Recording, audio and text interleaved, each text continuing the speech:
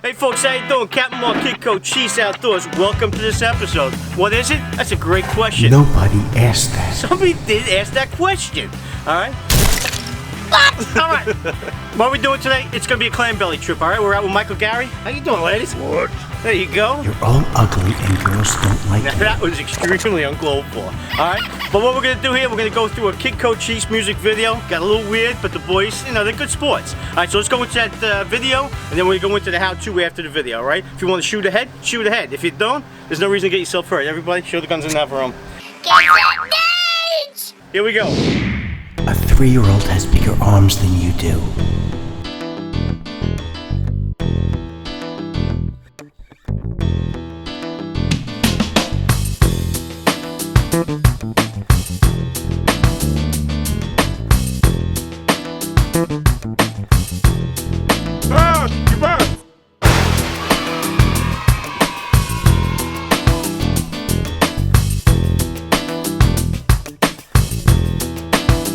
I don't know about you, but this looks like an awful small fish.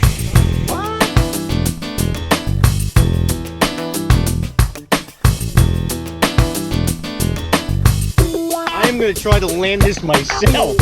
I don't suggest you without a net or again. I'm going old school. Samoan technique.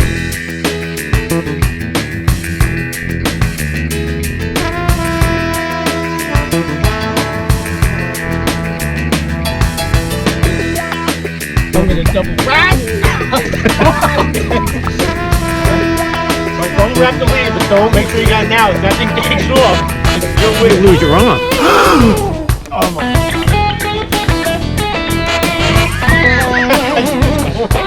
Another. Oh my.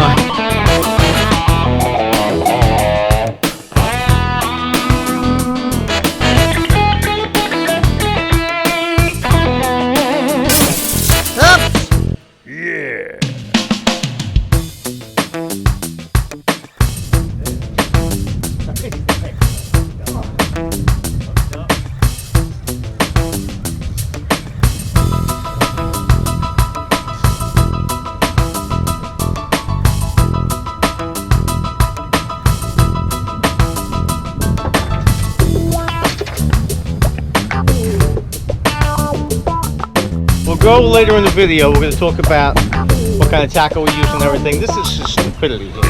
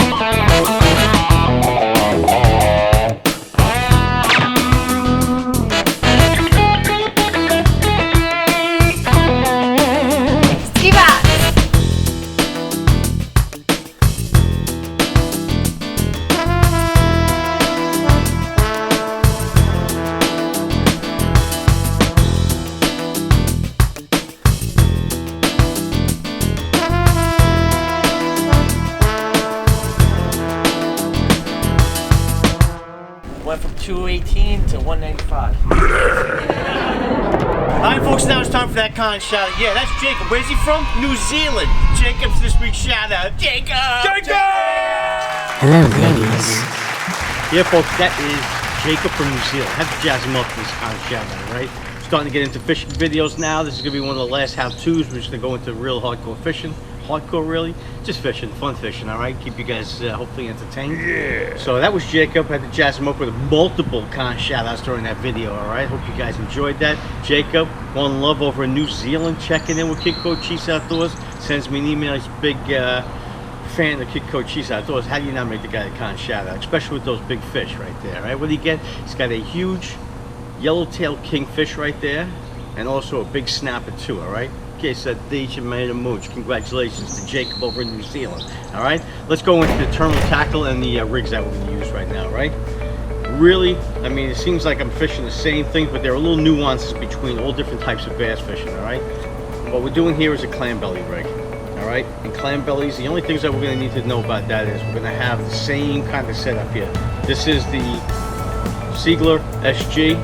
This is a big 7.5 foot Shimano Terramar rod. I'll give you the specs if you even care. You could use anything. You can use a 7 footer, medium heavy, as I suggest. And this is basically a this is a TMC-67H for Henry, all right? And power is heavy and the action is fast. So basically what we're doing here is the rig is very simple. It's almost exactly identical to all the other ones. We're fishing monofilament, and I know I'm going to get 1,000 things. Why don't you fish braid? You can fish braid with this. The only key thing to that is remember to make sure you have the braid fish finder rig so it doesn't fray the line and snap off your fish, all right? Here's our rig again. You got the fish finder rig, barrel to stop from hitting there. You don't need the barrel when you use braid, and it basically protects the knot. It's a big barrel right there. This is 30-pound fluoro. And this is a number 6 odd Gamakatsu bait holder hook. Bait holder hooks, people, are the ones with the reverse barbs on there, and it kind of holds the clams on there a little better, right? So that's basically it. I'm sure you get another question is why don't I use a 3-way on this thing? Basically what you want to do is you want to kind of have this bait underwater. Obviously the sink is going to hit the seafloor, and the bait's going to kind of go, when you pump that bait, what I like to do is I kind of pump that rod tip, and it basically pulls that line right through the fish finder rig, true, without making the sinker kick up and maybe spook a fish. So what happens is that means you'll have a direct hook set now. Let's see if I can do this now. I set that hook, it's direct. You see that? It's going directly to the fish's mouth. I'm not pulling that sinker now to pick up some of that slack. So when I set that hook, and you see that I set the hook like a madman, right? Watch this hook set right here. It's a mess, but watch the hook set. Alright, that swings like a madman. Reason being, as you can see that the current is kicking like Bruce Lee. Thank you, Bruce. You're welcome, Alright, Kikochis. so it's kicking like Bruce Lee, so what you're doing now is you have that rod out there, and the monofilament is going to stretch, that current is ripping, so you want to be able to set that hook, and you want to swing, the whole swing to be able to set that hook up. You can't set the hook hard enough, in my opinion, here. Can you lighten it up with braid? Yeah, of course you can, because you have zero stretch on the braid. And people say, I'll do braid that way. Go for it. The reason I do that is because these rods I'm using, I go out and bass fish with them. That's why it's important to have rods that can do multiple tasks, all right? You want to be able to go inside, you want to belly, use the same rod. You want to go outside, you want to chunk big bass on fresh bunker, or you want to go outside and live line bunker for big bass. This rod setup will do all those things. That's why you want to have multiple setups that can do multiple tasks, all right? And that's what's nice about these trues. They can hold a ton of monofilament, much more braid if need be. And you can catch all different species with it, all different techniques of striped bass, all right? All right, now I just want to go through a couple things that people make mistakes fishing this technique, all right? So basically what we're fishing is estuaries, little pieces that feed into the Long Island Sound. But the truth of the matter is Long Island Sound is a huge estuary, okay? So, but my point is here, this could be fished on any place. You can go up and down the North Shore of Long Island, you can go out to Connecticut, wherever you kind of have these currents and these little feeds that you kind of funnel fish into. Well, let me tell you what you're supposed to do first, and I'll tell you mistakes that people do, all right? So basically the back of the boat now is facing back in down current. So what you want to do is you want to throw these baits out down current. You want to feel that sinker hit the ground, and then you just kind of get ready to keep that rod tip down low. You want to have that rod tip pointed out so you can take that full swing.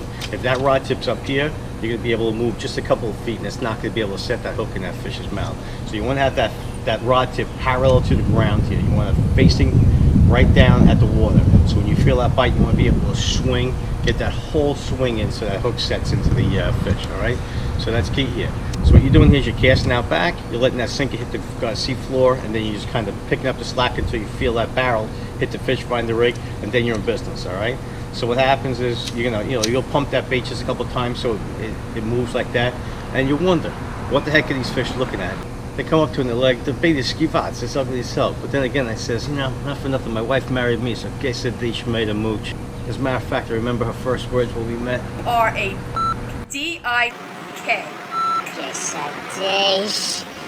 Let's go through mistakes now. Again, the current is ripping like this, right? I'm gonna just, before I even explain the mistake here, just picture now, the boat is this way, current's ripping this way, and you take a cinder block with a string tied to it, and you throw it as far as you can, but you can't throw it that far.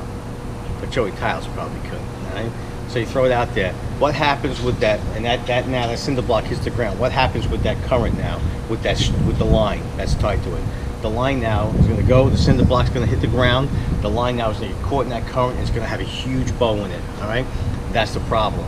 So now that bow in it, you will never know if there's a strike on these fish. These fish now will come up and stage in the current and walk up. If this is the bait, they're coming up with the current, they look at the bait, and they're kind of staging and eating it like that. It literally seconds, split seconds, these fish have that bait off already. With that bow in that line, you can be standing there whistling Dixie. You're never going to know that you have a bite. And what's happening now is your sinker now is tumbling down the channel, and it's just a hot mess, all right? Basically what you want to do now is call up some Italian joint and grab a couple of meatballs, because your line's a big piece of spaghetti right now. Guess that thing. Get my point? So you don't want to take your rod and cast out perpendicular, because you'll have a huge bow in that line, and you'll never know if you get bit. All right, so you want to have these rods. You can't have 50 people doing this. Maybe 2 or 3 guys off the back of the boat, 4 tops, and you want to have those rods straight out so you have a direct line into that bait. That's the key right here. Okay, when you feel that quick tap, and it's quick, it's like boom, boom, boom. When you feel it, immediately set the hook. That means that fish has that hook in its mouth. When you feel that tap tap, it's I'm telling you, it's like a ninja strike. That's how fast you have to do that. So you're in position again.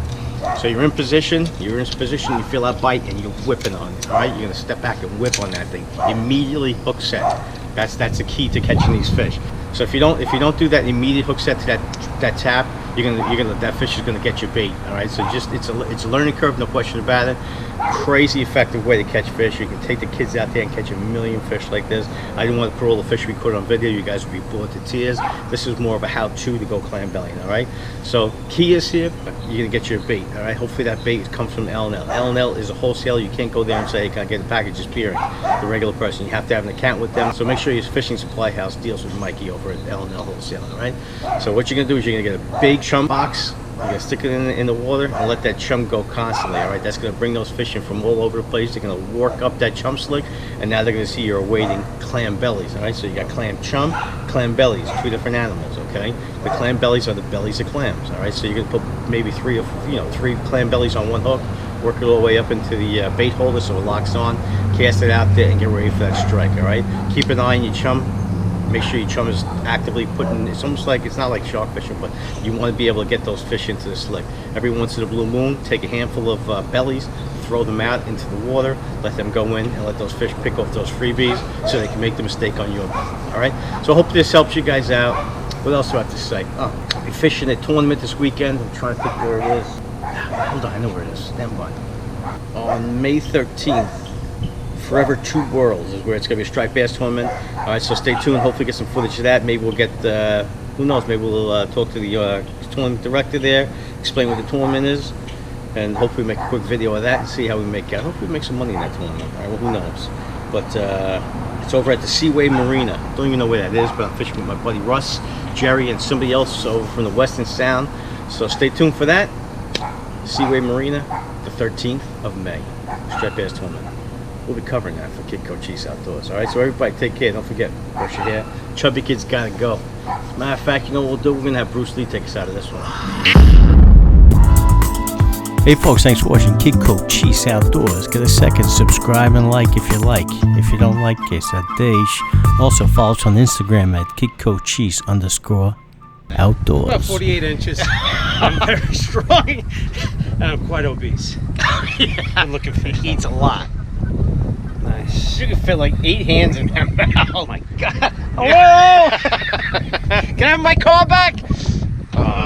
It's a lot smaller. Because this boat is not a 23 Parker, it's a 40-foot.